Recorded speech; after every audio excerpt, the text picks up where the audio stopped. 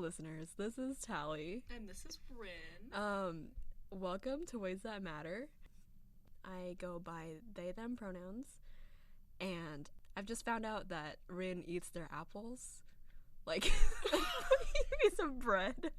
So, that's what's on my mind right now. What do you mean? Yeah, no, they eat their apple slices like orange slices.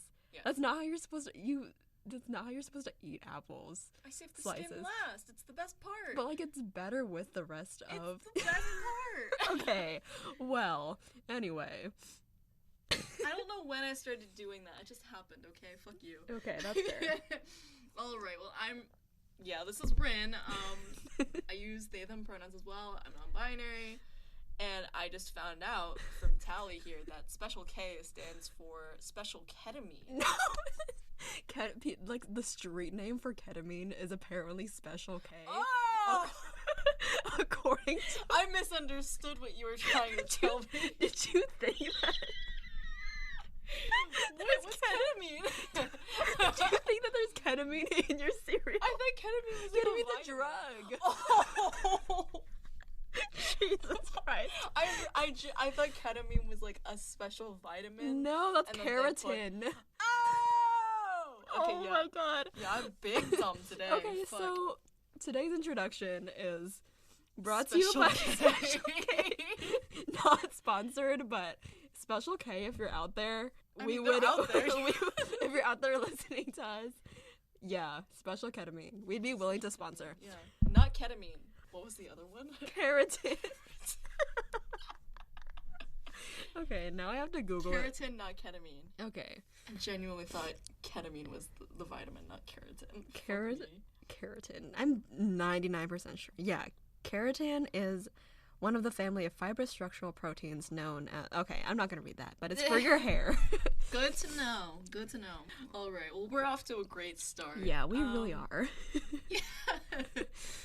Okay, well, to start off, let's do some more funny business here. Ooh, ASMR.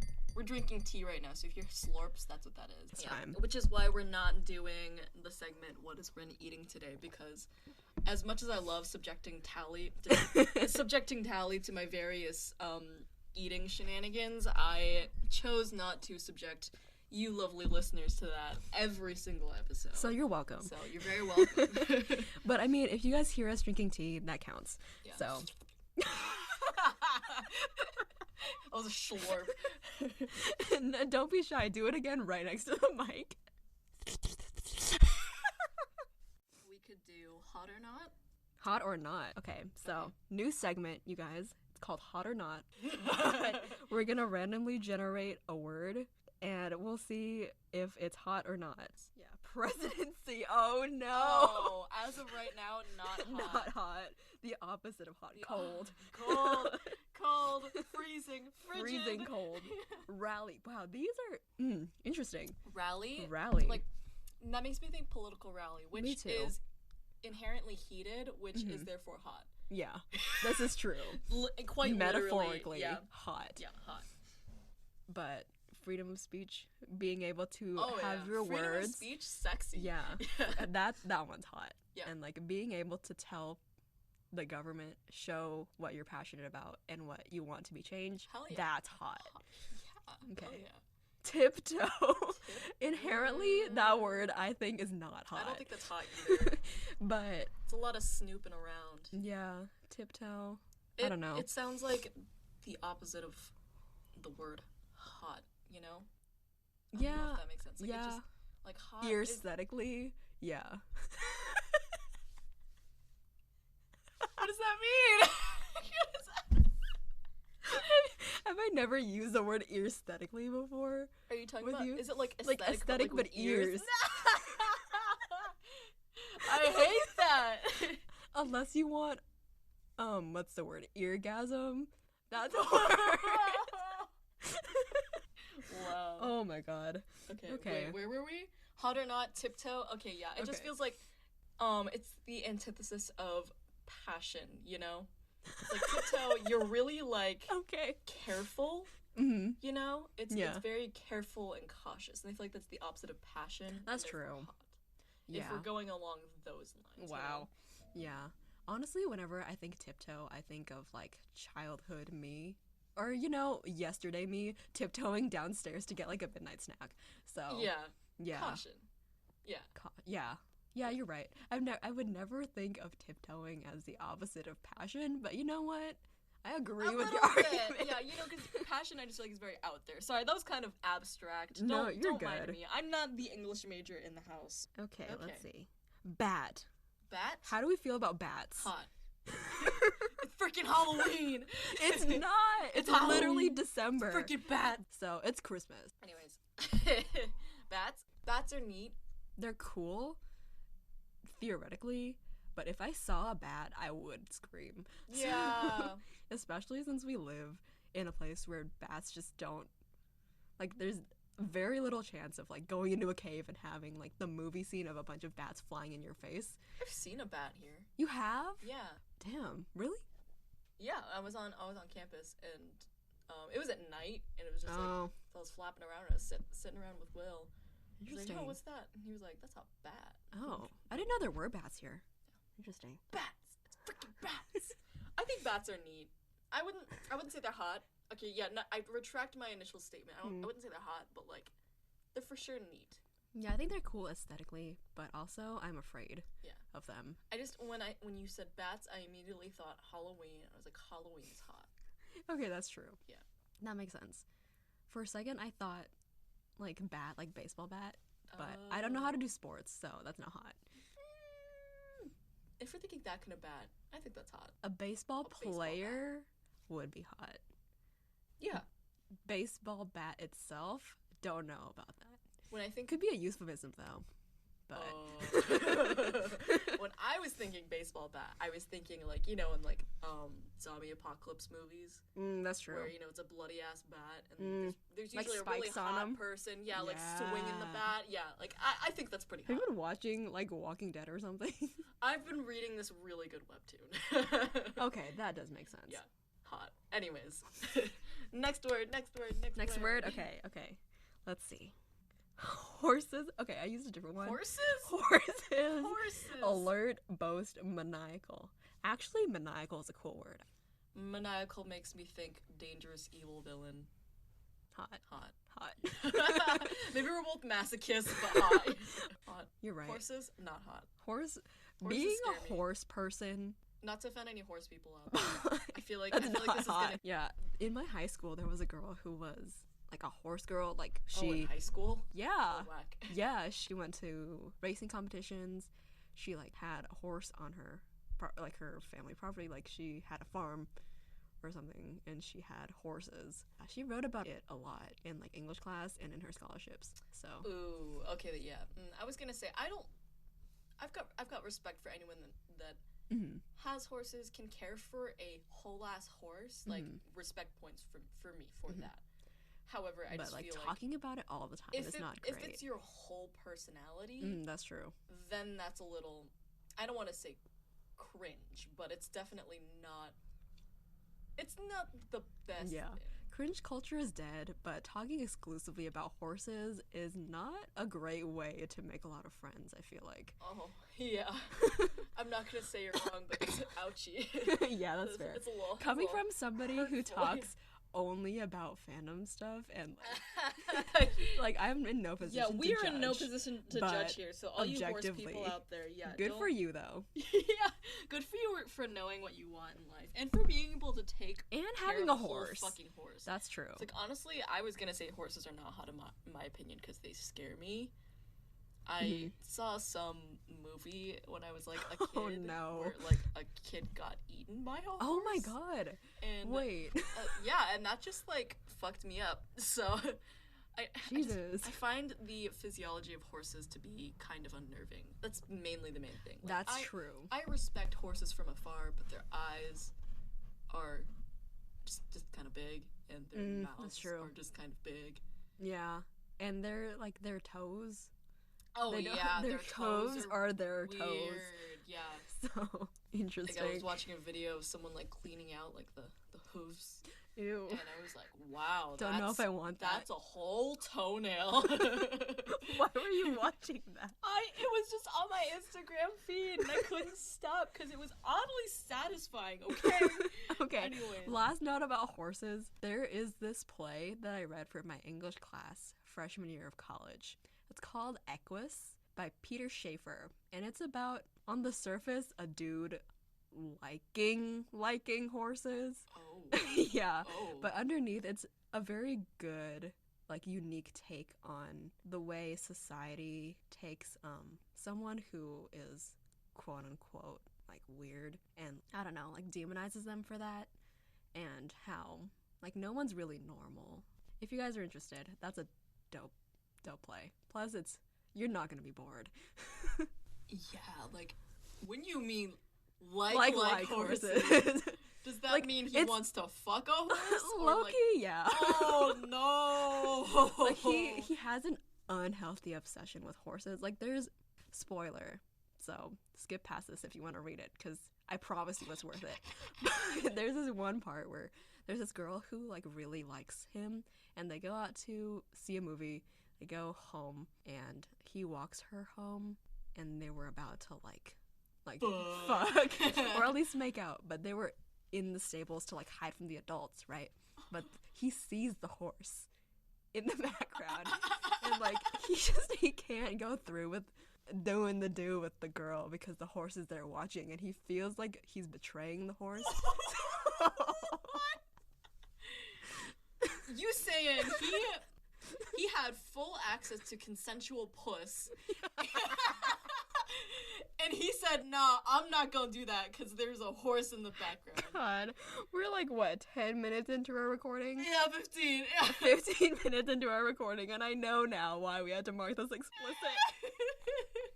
Fucking full access to puss. Consensual puss. Yeah. Not to objectify anyone, but... You're right, but like... Like, they were gonna do the do, and he went, no. Yeah, because the horse was there. Okay.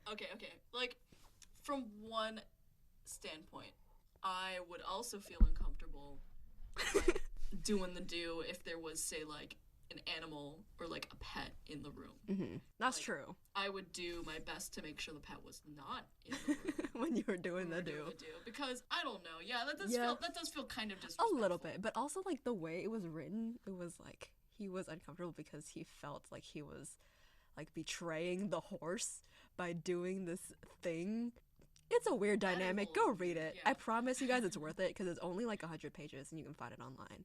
So, yeah, go for it. I promise you it's worth it. You're not going to be bored. I don't want to read about this horse fucker. Anyways. He doesn't actually fuck the... Well... Oh! Okay, I'm going to stop there before I keep digging myself a bigger hole. Oh, damn. So, okay. No. All right. Well, I guess we can God, I don't know where to go from there. Wow. Yeah. We've backed ourselves up into a corner. I'm sorry, listeners.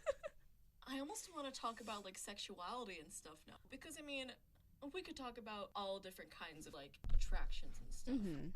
Like, things that are considered taboo and things that are, you know, just becoming accepted in modern-day society. Yeah, that's true.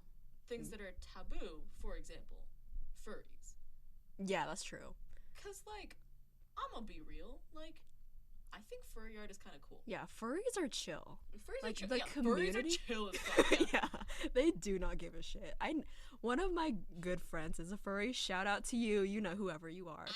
I'm not gonna call you out in public, but like the art is really cool. People dedicate a lot of time to like getting anatomy right. Exactly. Yeah, studying animal physiology. Yeah, it's really cool. Yeah. And it's just like there are some people, like from what I know, it's like a community of people who like share a common interest of like drawing like animals, right? But there's also some people who like take it a step further, and that's what gives it the you know reputation that like it does have. Sexualizing those animal physiologies is just I think that's where the taboo lies because you know bestiality is illegal in states. Yeah, and also probably just not it's problematic. Healthy either. like Like just the from a concept of scientific bestiality, standpoint, yeah. there's no consent involved in that. That's true. So, anyways, that's different from furries. That got weird. That got weird. We went from horse fucking to bestiality. It's not that far It's away. not, it's the same. Anyways. Wow. I gotta take a sip here. God. Anyways, TLDR, furries are chill, and honestly, like, the strongest proponents of trans rights that I've ever seen on social media This platforms, is true. Like, they are so cool about that shit. Mm-hmm. Like, furries out there, They're very y'all get accepting. mad points Mm-hmm. if you're a trans rights supporter. So, Yeah. Yeah, Active definitely. allies, yeah.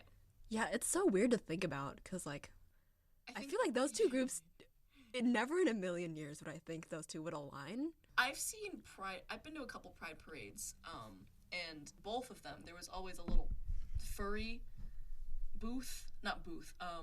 float. The furry float in the Interesting. parade. Oh, sorry. Okay. After, like, at the very end.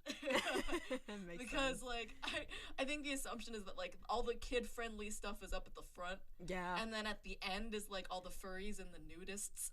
Okay, yeah, that does make sense. Yeah.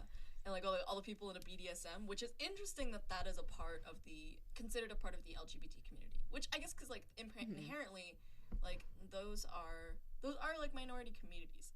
I don't want to say minority communities, but they are, like, lesser talked about. They're a smaller community. They're less spoken of, for sure. Yeah. And so, yeah, and so they, in some sense, they deserve to be prideful for what what community they align with, yeah. Good for you. Yeah. Good for you, furries. Yeah. We support you. Yeah, and I've never actually been to Pride, but I like the idea of taking something that's been seen as taboo and, like, celebrating it because it's part of your identity. Yeah. You know? Yeah. Which is super dope as a concept. Mm-hmm. Yeah, I used to get a little, like, uncomfortable when I would see the furries and the nudists at Pride parades. Interesting. But in hindsight, yeah, I think that was just me working through my own that was just me working through my own views on the, quote, taboos about furries, nudists, especially the nudists, because, you know, I was working through a lot of, like, body positivity issues at the time. That makes sense. Body image stuff, and so just to see people celebrating their bodies at the time made me uncomfortable because I didn't feel like I was in a place where I could do that myself. But I mean, damn, like, it takes a lot of guts to ride a unicycle fully naked Wait. out in the streets of Really? Seattle. Oh, yeah. Oh, yeah. interesting. They were out there. Out there. More ways than one. Oh, yeah. In the ways that matter.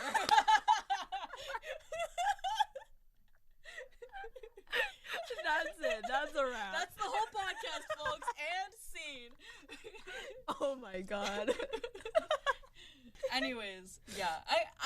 I think that's why a lot of people tend to see it as taboo, is because That's true. they're working through their own beliefs and discomforts. And that's why, you know, you hear a lot of homophobes being like, oh, I just don't want it in my face because it doesn't align with their beliefs. They're not comfortable with it. Yeah, makes sense.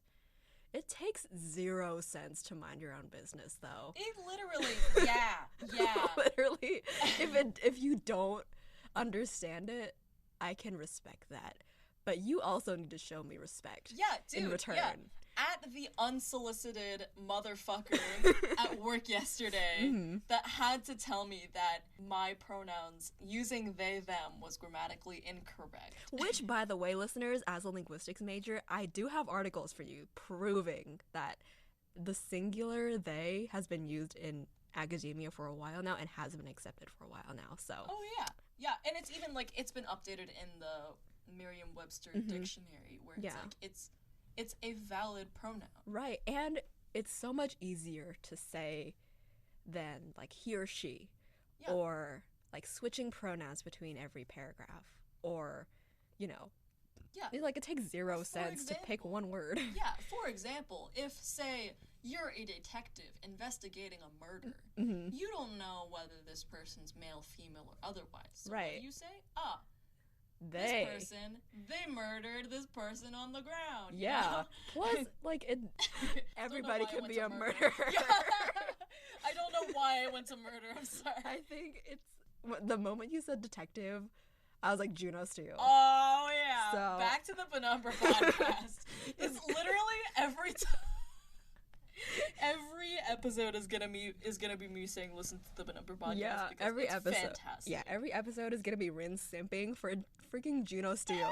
So, Yep. which I get it.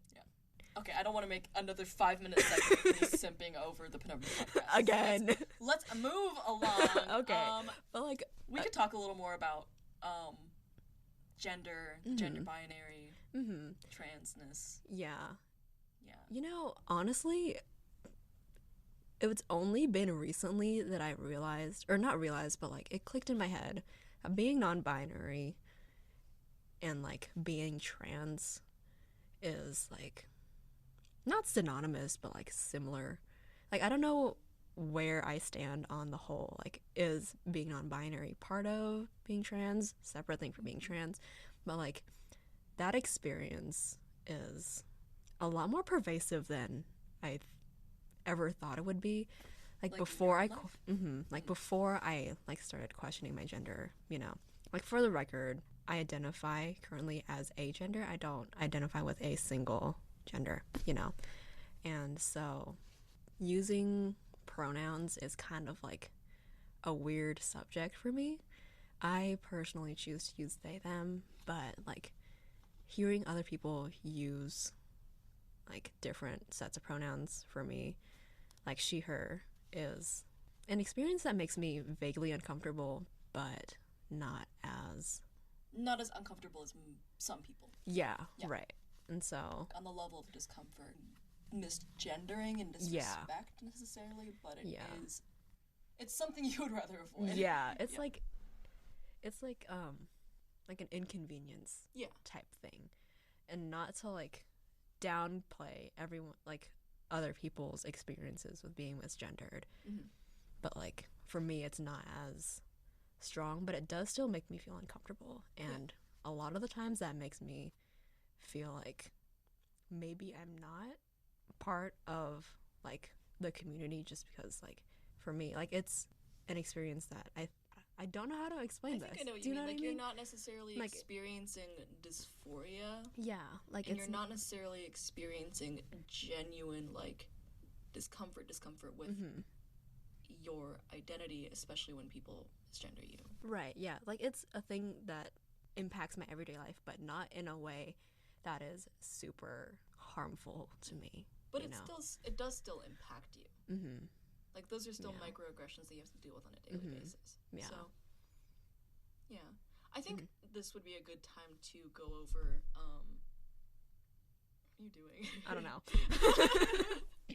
Tallie just picked up their cup and started like looking around. And because I don't know. Are you reading the tea leaves? There aren't. Yes, I am. No, because there was a sheen in there, and I was like, did I miss some tea? But I didn't. So we're good. We're fine. Well, I would like to go over just the terms trans, non-binary, gender non-conforming, and the gender binary, just because Tal and I have agreed on this, that we want to keep this podcast accessible. Like we want to make this a space for people that are non-binary and gender non-conforming to be able to hear our stories and resonate and understand us, but also for people that are not part of that community to be able to understand us as well. And like I think it would be beneficial to like hear, like for allies, cis people, to hear about what gender means to us, because we have a different perspective on it. Yeah, you absolutely. know? Yeah, it's like even like from Tal to me, we've got two different takes on what non-binary means, what trans means, because, and that's something that's an issue with the trans and non-binary community in general, because a lot of people have varying views on what counts as trans and what counts as non-binary. Right. In the trans community, and in the non-binary community, people have their own perceptions of what these terms mean. And each perception is valid, because gender is a very personal thing, very personal, and it always. But the issue is that it's very personal, but it's also the most visual. It is the most prevalent thing that a person notices about you, you know? Like when you look at someone walk in the door, you know, you see their face, their gender, and then all of their secondary characteristics. And so that's the first thing a person notices in public. But and it's something that's, you can't hide that. Right. Unless you choose to, you know?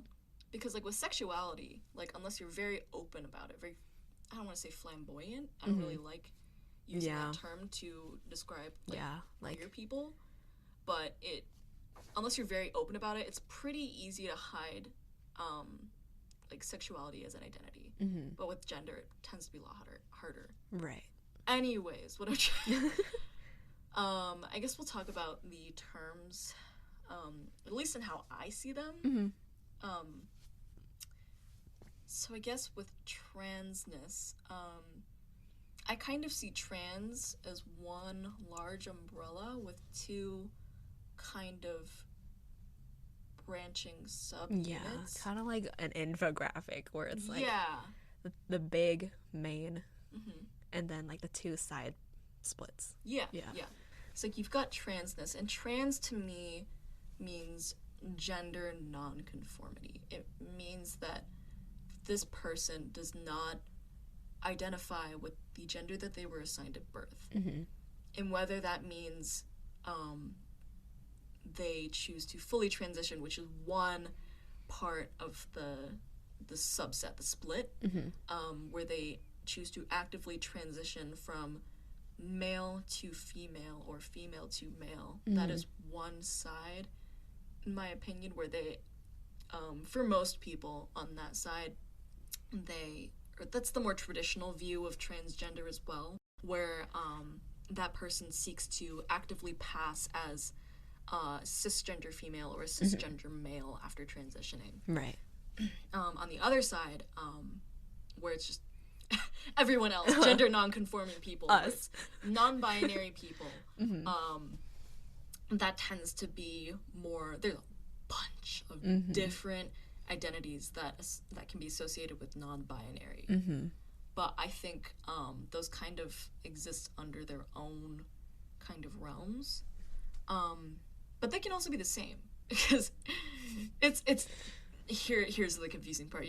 Because in my personal experience, I identify as non-binary, but if you had to put a deeper label on it, I would consider myself trans-masculine. There are some days where I am totally comfortable with my femininity, with presenting as feminine, with all aspects of femininity. Like, I'm cool with that. But then there are other days where it's hard to walk around in my own skin, in my own meat vessel, if you will. Where I don't feel like I belong. And so, like, I am actively taking testosterone to try and change my voice, change my overall appearance, to be more masculine. However, I choose to identify as non-binary on top of that because I still love being feminine. I still appreciate all aspects of femininity. Like, I would hate to reject all of my feminine aspects of my personality just to present as masculine. Because I think those two can coexist. And so that's why I don't identify 100% as a trans guy, a trans male. Because, I mean, granted, you can be a trans male and still, want to participate in femininity, wear makeup, wear skirts. Like, that's totally cool. You can do that, but that's a personal choice. Like, that varies from person to person. That's how comfortable a person is in their own identity. But for me, I find that the two can coexist. That's more my story. I tend to get a little more uncomfortable in public when people misgender me. It's never intentional, because for the most part, I'm not very open about being non-binary or trans in public, just because I tend to be afraid of, people's reactions. Yeah. Yeah, it's a bit difficult to talk about, but yeah. Yeah, it does make sense. Also, I did want to add like a little bit of a note, kind of like a terminology thing. Like there's gender identity and there's gender expression. Yes. Right. Yes. So gender identity is more of like what pronouns you use, what you identify with internally. Right. So like I identify as non-binary. Being agender, which is a subset of being non-binary, means I don't like connect strongly with one gender or another, or like a certain label. But outwardly, my gender expression, I typically tend to, like, if I had to choose, pick more feminine outfits to pass within my family as feminine, So like it's two different things. So you can identify with one gender identity and pick a gender expression that doesn't quote unquote match, but you still you're still valid. You can still identify with he him, for example, and wear a dress. Like it's two different things. So just as like a absolutely. for everybody. Yeah, no, that's totally 100% valid. It's difficult in more public situations though, like at definitely. work, for example, where cis male, cis female is the norm, because I tend to present more feminine at work, and therefore I must be a cis female, and that tends to it tends to go over difficult. Yeah, and like for me personally, with the whole like take two on being agender, but like what makes me most uncomfortable about being agender is that I'm assumed to be one gender or the other because of the way I look. And we both agree on, we've had this discussion, but like being assumed to be one gender or another should not be the norm. Yeah. No matter what a person looks like, I feel like it should be more socially acceptable to use they them pronouns for that person, regardless of what they look like, before they until you're introduced. They tell you what pronouns they want to be like referred to, So and it should absolutely be more normal to introduce yourself with pronouns. Yeah, definitely. Like, for example, hi Tallie, I'm Ryn, I use they them pronouns. Yeah. Handshake. Did you hear that? Did you hear that, listeners? That was your ASMR for this episode. Yeah, one of many. To any allies out there, in public spaces, like at work or at school, not necessarily at work, because you tend to meet a lot of strangers, and you don't really wind up doing a lot of introductions there anyways. But like for our allies, whenever you introduce yourself, it would be really helpful for us gender-nonconforming people to like introduce yourself with your pronouns. Yeah. Even if they match, quote unquote, your gender expression, it would be really helpful to have that be more of a norm, so that when people who use they them pronouns or like neo-pronouns introduce themselves, like they don't get the weird looks, you know. So yeah. Absolutely. It just normalizing using pronouns in introductions, it also saves a lot of hassle when, say, that person doesn't use the pronouns that you initially thought they did. Because you obviously, you didn't mean to misgender them or disrespect them in any way. And that's where a lot of people, they tend to feel bad. They go, oh, I'm so sorry. And it's like, no, it's not that you didn't know. That's totally fine. Right. But once you know, that's when you should start using the correct pronouns. Right, yeah. That's when you should be sorry. Is once you know and then you keep, flubbing up, then that's when you should apologize. Right. But if you didn't know, like, that's fine. We're not Yeah. expecting you to know right Right. off the bat. And we understand that it can be like a process to use like the right pronouns. Yeah. You know, it's just the effort counts a lot Yeah. for us. The effort really does count. Like, it is... Like, it's not the end of the world. No, yeah. The first time that you, like, misgender someone and, like, apologize and correct yourself. That's the key, you know? For me in public, I get by. Because I know, like, walking in, I know I'm going to get identified, going to get clocked as cis female. Clocked. Yep. Yep, you're right, though. And I'm going to get she, her pronouns at the store. I accept that happens. But it is a breath of fresh air when someone I know uses the correct pronouns in public. Like, it means more than you know. It's just a relief, just feeling like I'm being seen. A lot of people don't understand how big of a deal it is when you introduce yourself with your pronouns. When when you say, "Hi, I'm Tallie, I use they them pronouns." Especially like in person. Like online it's a different thing, but like in person it marks you as other. Yeah. And it's basically coming out to a whole brand new person. Again and again every time. I've done that before where I was doing this mentoring for a camp through our college, and oh god, sorry, there's a burp coming.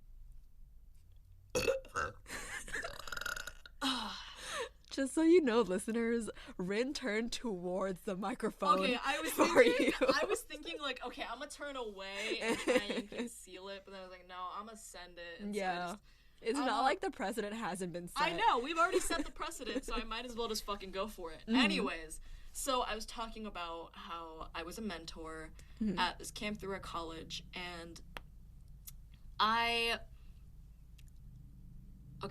backwards, preface. I had just recently watched the movie Disclosure on Netflix, and it's about... Interesting. Yeah, it's about being trans, openly trans, and, oh, and then I also watched the documentary, The Death and Life of Marsha P. Johnson. That's the one. That's the one that got me, because it made me realize just how many trans women of color have died in the name of being trans, being open. They walked so that our generation could run. And it just makes me really sad that, none of these women are alive for me to thank in person, because they've done so much for the trans community today. After seeing that documentary, it really made me realize that I want to be open. I want to be open about being trans, or at least being about non-binary, at least in certain spaces, because I want the next generation to be able to see my openness and also feel like they can belong and be open. So when I was at that mentorship, I realized, I'm in a position of power. Not power, but like I'm in a higher... Like authority, I guess, but I'm a mentor. I'm a person that these kids are supposed to look up to. Not kids, my peers are supposed to look up to.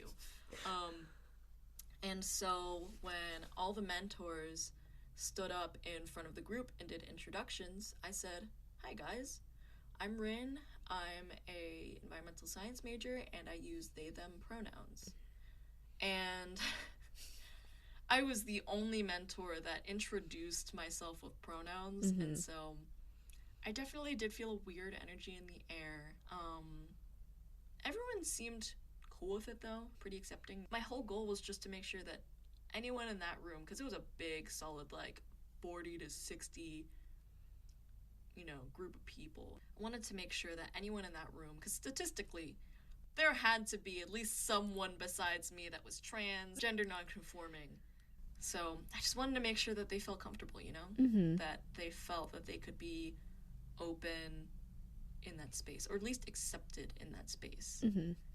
And yeah, I guess this is sort of like an example of I don't know, when somebody comes out with their pronouns, comes out as like non-binary, you know, you don't have to be afraid to approach us.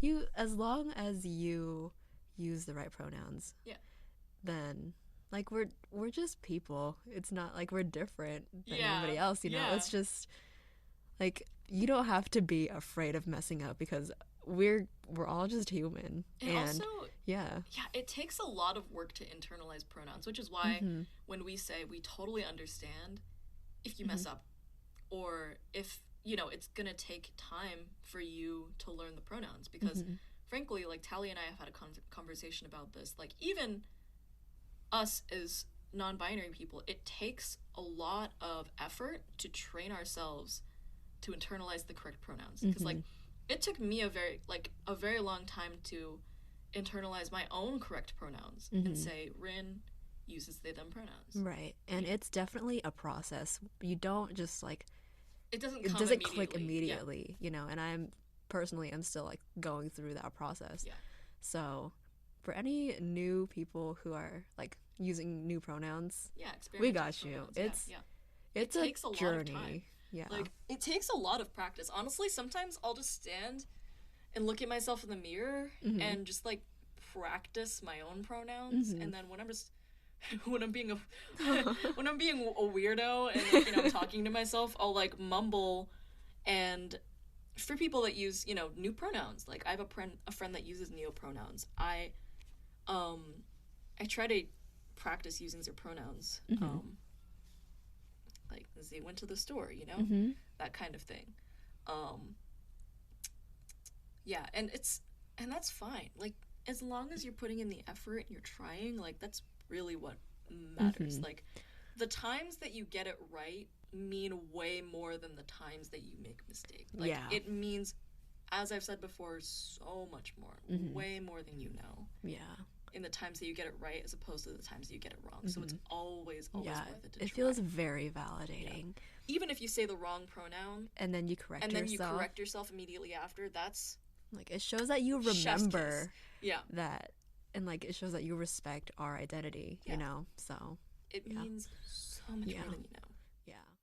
But we could do a couple little more hot or nots. Okay. Let's see. Hot or not? Respecting people's pronouns. Hot. That one is hot.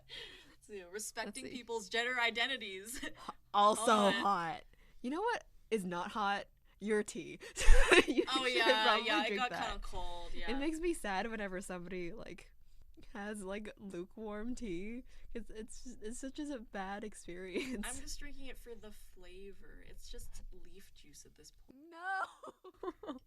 Okay, Zuko. It's Moroccan mint tea. You can't let that go to waste. It's good, guys. Yeah, I always finish my lukewarm tea, but it makes me sad. Like, I had this for the warmth, but it's not there anymore. Not to be a purist, but like, I'm not gonna put that shit in the microwave. Like, yeah, that's fair. Once it's steeped, it's steeped. Yeah. There's no going back. Yeah, you're right. Do people do that? Yeah, my grandma does that. Interesting. Love my grandma. God bless her, but yeah, I don't know. I didn't know that. Yeah, that's never actually crossed my mind.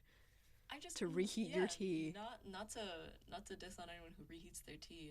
Logistically, it makes sense, but I don't know if I would want that for myself. Reason, just in my mind, it just does not. It's different. It's like refrying beans, you know. It's a different taste. Refrying French fries. Yeah. Yeah, where you put them in the microwave, but they're not as crispy as they were. Yeah. They're all soggy. I like soggy fries, but it's a bad texture. I forget that you like soggy fries. I'm like okay the with Wiggly Boys, you know? Yeah, you're right. Those are good with something, but by themselves are not great. Like Red Robin's, like steak dude, fries. Do you remember that one if they're time? A little soggy. The garlic fries. The garlic fries. Oh, those are so good. You guys, you should get garlic fries from Red Robin's. It's so good. I promise you. Shout out to Red Robin. Yeah. Not sponsored. Not sponsored, but if you're listening, Red Robin advertising team, we are here for you. Oh yeah, we will totally take up a sponsorship. We'll even eat your fries on the podcast. Oh fuck yeah. Oh yeah. Oh no, I'm hungry. Any more hot takes? Any last I don't know. words? Here, let's see. One more random word. Should do the other Teeny tiny. Is that a word? They made it like a dash. Oh. Hyphenated. Teeny tiny. Not hot. I don't know. I kind of like it. I like the sounds. It's cute, but it's not hot. Yeah, you're right. It's cute. Like Tiptoe. Nah, I take it back. Tiptoe is not cute. But I do like the word teeny tiny as a descriptor. I'll use that sometime. I don't know for what, but Yeah, teeny anyways. tiny dick. That's the only thing I can think of. That's what I was thinking too, but I didn't want to shame anyone for having teeny tiny dicks here. Like, Listen to teeny the song. tiny dick positivity. You know? Listen to the song "Enormous Penis" by Oh, Da Vinci's yeah. Notebook. That one slaps. That one do schmack. It do. Yeah. It really do. And it's a quartet. All right. Well, don't forget to like, subscribe, and leave us a message. on Yeah, Anchor. we're excited. Okay, listen. When you leave us a message, tell us about your favorite multivitamin. Okay, that'll be the instigator for our messages. Okay. Sure. Yeah. You can also send us an email at ways That matter at gmail.com Yes, absolutely. if you're shy about your voice. Yeah, because some of us don't like our voices. Yeah, that's fair. Yeah, which is valid. Anyways, this was Ryn, And Tallie, and thank you so much for listening, you lovely boys. have And a good day. friends. Yes, have a spooky, wonderful holiday season. Yeet.